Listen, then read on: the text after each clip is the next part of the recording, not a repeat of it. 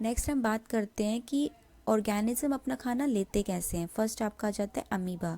ये आपका एनसीईआरटी में क्वेश्चन भी होता है कि how does amoeba obtain its food. तो ये इसका डायग्राम बताया गया है और ये इसका पूरा लाइन डायग्राम बताया गया है। सबसे पहले अमीबा क्या करती है, जैसे ये आपको दिख रहा है अमीबा, अमीबा की इर्रेगुलर शेप होती है। रीज़न क्या होता है कि जो इसकी स्किन मेम्ब्रेन होती है ना, ये बहुत ही ज़्यादा थिन होती है। ये अपने फूड पार्टिकल को कैप्चर करने के लिए अपनी स्किन को एक्सटेंड कर लेती है, जिसे हम सूडोपोडिया कहते हैं। अब स्किन को एक्सटेंड कर कर ये फूड पार्टिकल को अंदर लेती है, उसे डाइजेस्ट करके एब्जॉर्ब करती है और इसी अपनी स्किन की सरफेस से रिलीज भी कर देती है। ठीक है, ये इसका लाइन डायग्राम है। अमीबा क्या क्रिएट करती है, सूडोपोडिया। ये जो आप देख रहे हो, ये फिंगर लाइक स्ट्रक्चर इसने रिलीज कर दिया है, इसे हम बोलते हैं सूडोपोडिया। सूडो दो टर्म से मिलकर बना होता है। सूडो का मतलब होता है फॉल्स और पोडिया का मतलब होता है लेग्स, मतलब ऐसे लेग्स जो एक्चुअल में एग्जिस्ट नहीं करते लेकिन वो हमें दिखाई देते हैं, तो इनको हम बोलते हैं सूडोपोडिया। अमीबा सूडोपोडिया क्रिएट करती है, मतलब अपनी सेल मेम्ब्रेन को एक्सटेंड करती है, फूड को कैप्चर करती है, फूड पार्टिकल उसके फूड वैक्यूल में एंटर करता है, वो उसे डाइजेस्ट करता है। डाइजेस्ट होने के बाद उसका डिफ्यूज़न होता है, जो कहाँ होता है, साइटोप्लाज्म के अंदर। अब डिफ्यूज़न होने के बाद जो अनवांटेड अनडाइजेस्टेड मटेरियल है, जो भी अनवांटेड अनडाइजेस्टेड फूड है, वो उसके स्किन की सरफेस से ही थ्रोन आउट कर दिया जाता है उसकी बॉडी से। ठीक है, नेक्स्ट हम बात करते हैं पैरामीशियम, जो कि अमीबा की तरह ही एक यूनिसेलुलर ऑर्गेनिज्म है। मतलब इसमें भी एक ही तरह का सेल प्रेजेंट है जो इसकी बॉडी की सारी एक्टिविटीज़ को परफॉर्म करता है। अमीबा के अंदर तो सूडोपोडिया था, तो पैरामीशियम में कुछ होगा। पैरामीशियम के अंदर क्या होता है, सीलिया। सीलिया क्या होते हैं, ये हेयर लाइक स्ट्रक्चर होते हैं, बहुत ही पतले पतले हेयर जैसे स्ट्रक्चर होते हैं पूरी एनिमल बॉडी के ऊपर। इनका काम क्या होता है, ये फूड को कैप्चर करने में हेल्प करते हैं और इनकी मूवमेंट में हेल्प करते हैं। ठीक है, एट अ स्पेसिफिक स्पॉट। अब नेक्स्ट बात करते हैं हम होलोजोइक न्यूट्रिशन। ये इम्पॉर्टेंट भी है और बहुत इजी भी है। ठीक है, होलोजोइक में आपके ये 5 स्टेप आते हैं, ingestion, digestion, absorption, assimilation and egestion. ठीक है, इसको हम वन बाय वन देखते हैं। फर्स्ट आता है आपका इंजेशन। इंजेशन में क्या आ जाता है आपका, आप फूड को सिंपली अपनी बॉडी के अंदर लेते हो, मतलब आप इनटेक ऑफ फूड करते हो। डाइजेशन में आप फूड पार्टिकल्स को कॉम्प्लेक्स फॉर्म से स्मॉलर फॉर्म में ब्रेक डाउन करते हो, उसे डाइजेस्ट करते हो। डाइजेशन होने के बाद आपके बॉडी के सेल्स उसे एब्जॉर्ब करते हैं। एसिमिलेशन में वो न्यूट्रिशन जो भी आपको डाइजेशन और एब्जॉर्प्शन से मिला है, ये सब कुछ आपके सेल्स एंड टिश्यूज़, आपके ऑर्गन्स तक पहुंचता है, कंप्लीट एब्जॉर्प्शन होता है और इसके बाद जो भी अनवांटेड चीज़ें जिसकी बॉडी को रिक्वायरमेंट नहीं होती, वो इजेशन की प्रोसेस से बाहर आ जाती है। ठीक है, अब हम nutrition in human being start करते हैं। ह्यूमन डाइजेस्टिव सिस्टम कंप्राइज करता है एक alimentary canal and associated digestive glands. Human digestive system के अंदर एक एलिमेंट्री कैनाल होती है जो कि माउथ से एनस तक होती है। ठीक है, एलिमेंट्री कैनाल के साथ हमारे क्या होते हैं, कुछ एसोसिएटेड डाइजेस्टिव ग्लैंड्स होते हैं। एसोसिएटेड का मतलब एलिमेंट्री कैनाल के साथ में ही डाइजेस्टिव ग्लैंड्स प्रेजेंट होते हैं जो हमारे फूड को डाइजेस्ट करने में हेल्प करते हैं। ठीक है, अब जो हमारा एलिमेंट्री कैनाल होता है वो कहाँ से स्टार्ट हो जाता है, माउथ में। माउथ से एलिमेंट्री कैनाल स्टार्ट होता है एंड एनस पर जाकर फिनिश होता है। तो डाइजेशन भी हमारा क्या होता है, माउथ में ही स्टार्ट हो जाता है। माउथ में हम क्या करते हैं, इनटेक ऑफ फूड करते हैं। माउथ की ही बात चल रही है, इस वाले पार्ट को ना आप बक्कल कैविटी भी कहते हो, जिसमें mouth, teeth, tongue and salivary gland, ये सारी चीज़ें आपके माउथ में मतलब बक्कल कैविटी के अंदर प्रेजेंट होती हैं। ठीक है, सबसे पहले आप क्या करते हो, इनटेक ऑफ फूड करते हो, टीथ की हेल्प से उसे ग्राइंड करते हो, टंग की हेल्प से उसे रोल करते हो और टेस्ट करते हो फूड को। स्वेलिंग करते हो और pushing down of the food, मतलब फूड को गले में पुश करते हो, नेक के थ्रू फूड पाइप के अंदर उसको पुश करते हो। ठीक है, अब माउथ के अंदर कौन सी ग्लैंड प्रेजेंट है? Salivary gland. आप यहाँ की टर्म से ही देख सकते हो, सिलेवरी मतलब कि सलाइवा, ठीक है। तो सलाइवा कहाँ प्रेजेंट होता है? मुंह के अंदर, माउथ में। तो ये ग्लैंड भी कहाँ प्रेजेंट है? आपके माउथ के अंदर। सलाइवरी ग्लैंड क्या सीक्रेट करता है? सीक्रेट करती है सलाइवा प्लस म्यूकस। म्यूकस काफ़ी बच्चों को कन्फ्यूज़न होता है, ये म्यूकस होता क्या है, तो मैं आपको बहुत ही नॉर्मल लैंग्वेज में बता देती हूँ कि जो म्यूकस होता है ना, आप कभी अपना माउथ ओपन करके देखना, आपको अपने माउथ के अंदर जो एक स्टिकी सी लेयर दिखाई देती होगी, जो चिकनापन दिखाई देता है ना, वो आपके पूरे एलिमेंट्री कैनाल के अंदर होता है, ठीक है। स्लिपरी मॉइस्चर जो प्रोवाइड करती है वही होता है हमारा म्यूकस, ठीक है। तो सिलेवरी ग्लैंड अगर माउथ में प्रेजेंट है तो ऑब्वियसली किसी न किसी रीज़न से प्रेजेंट है। वो क्या डाइजेस्ट करने के लिए प्रेजेंट होती है? स्टार्च, मतलब कार्बोहाइड्रेट। स्टार्च हो गया, ग्लूकोज हो गया, कार्बोहाइड्रेट हो गया, ये एक शुगर की ही फॉर्म होती है, ठीक है। तो स्टार्च, सिलेवरी अमाइलेज, ये कंप्लीट एंजाइम है, ये आपको इम्पोर्टेंट भी है, याद रखना। ये जो सिलेवरी अमाइलेज है ना, आप एक अलग से इसको नोट डाउन कर सकते हो कि सिलेवरी ग्लैंड कौन सा एंजाइम सीक्रेट करती है, तो वो होता है सिलेवरी अमाइलेज, ठीक है। सिलेवरी अमाइलेज स्टार्च को शुगर में कन्वर्ट करती है, ठीक है। तो यहाँ पर आपका 1 मार्क क्वेश्चन बनता है कि which type of nutrient get digested in mouth, ठीक है। माउथ के अंदर कौन सा न्यूट्रिएंट डाइजेस्ट होना स्टार्ट हो जाता है, तो वो होता है आपका स्टार्च, मतलब कि कार्बोहाइड्रेट। अब माउथ के बाद आपका क्या स्टार्ट होता है? ईसोफेगस। ईसोफेगस को आप क्या बोलते हो? फूड पाइप भी बोला जाता है, ठीक है। ईसोफेगस के अंदर क्या होता है कि हम taking food from mouth to stomach. Oesophagus एक तरह का फूड पाइप है जो फूड को माउथ से स्टमक में लेकर जाता है। अब ये ऐसे नहीं, ऐसे वैसे ही नहीं लेकर चला जाता, इसके लिए एक मस्कुलर मूवमेंट रिस्पॉन्सिबल होती है, जिसे हम बोलते हैं पेरिसिस्टलिक मूवमेंट।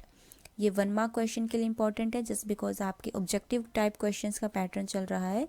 तो आप यहाँ से ये याद रखोगे कि contraction and expansion of muscles of oesophagus को क्या कहा जाता है? पेरिस्टेलिक मूवमेंट, ठीक है।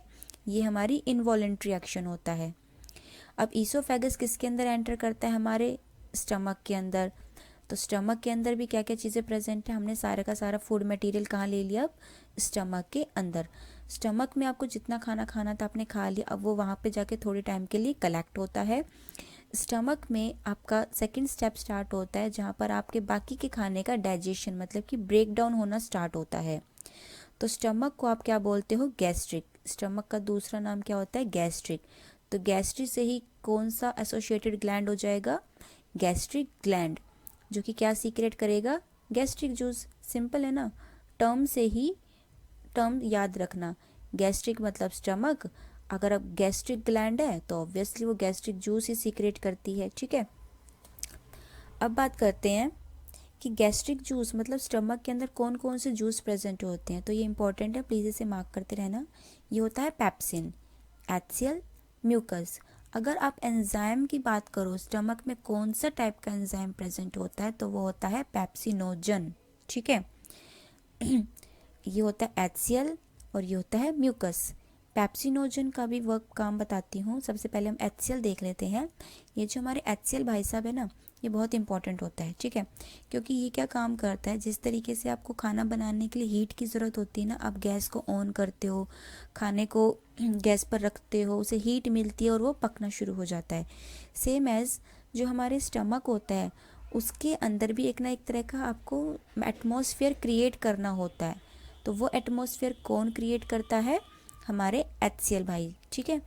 एचसीएल क्या करता है? आपके स्टमक के मीडियम को एसिडिक बनाता है। एसिडिक बनाने, इसका एसिड, ये एसिड है तो इसका पीएच कितना होता है? 1। ये आप केमिस्ट्री में भी पढ़ चुके होते हो कि एचसीएल का पीएच क्या होता है? 1। तो हमारे स्टमक में जो एचसीएल है ना, उसका पीएच भी 1 ही होता है, ठीक है। ये एचसीएल हमारे स्टमक के पीएच को एसिडिक बनाता है, उसका एटमॉस्फेयर को एसिडिक करता है, और जिसकी वजह से, एसिडिक होने की वजह से आपके 3 रीजंस आते हैं। अब हम 1 बाय 1 एचसीएल के फंक्शंस देख लेते हैं। फर्स्ट फंक्शन क्या होता है एचसीएल का? कि ये it makes the stomach atmosphere acidic, ठीक है। Second, HCL activate pepsinogen into pepsin. HCL pepsinogen को पेप्सिन की फॉर्म में कन्वर्ट करता है।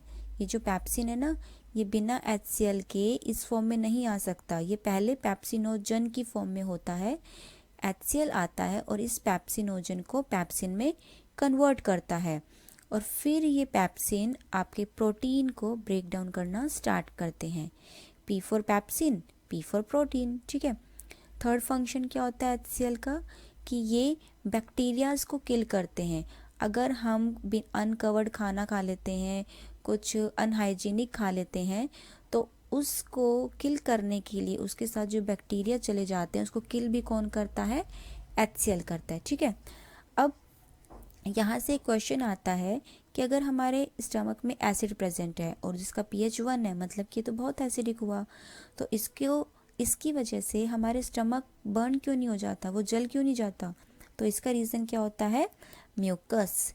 जैसे आपको मैंने ऊपर ही बताया था, म्यूकस क्या होता है, एक आपकी स्लिपरी लेयर होती है जो आपकी पूरी एलिमेंट्री कैनाल के अंदर प्रेजेंट होती है। तो हमारा स्टमक भी तो एलिमेंट्री कैनाल में आता है, तो स्टमक के अंदर क्या प्रेजेंट है, म्यूकस की लेयर प्रेजेंट है।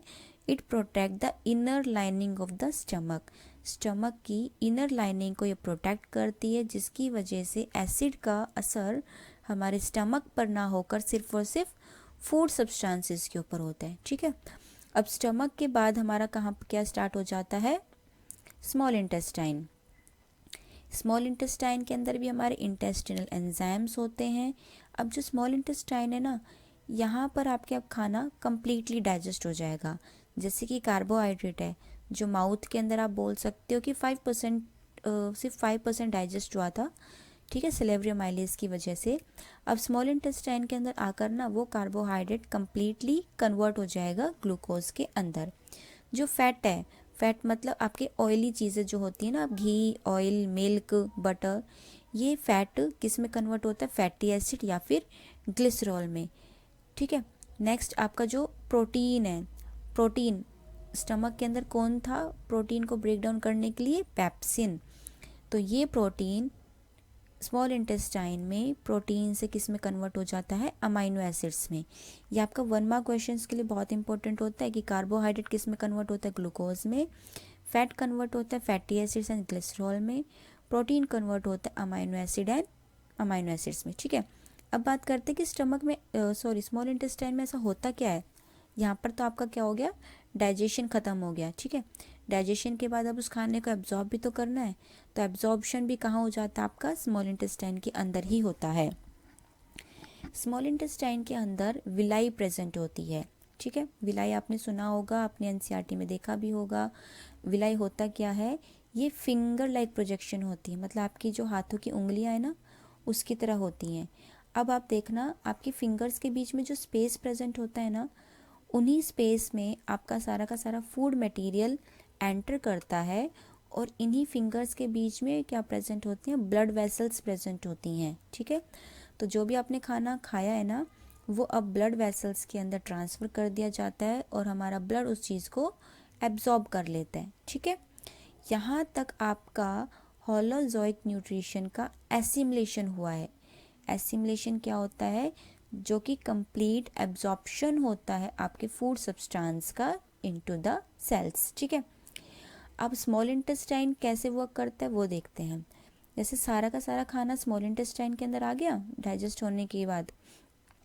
अब स्मॉल इंटेस्टाइन अकेले नहीं काम करती, स्मॉल इंटेस्टाइन के साथ कौन कौन आता है, लीवर जी आते हैं एंड नेक्स्ट आता है हमारा पैनक्रियाज।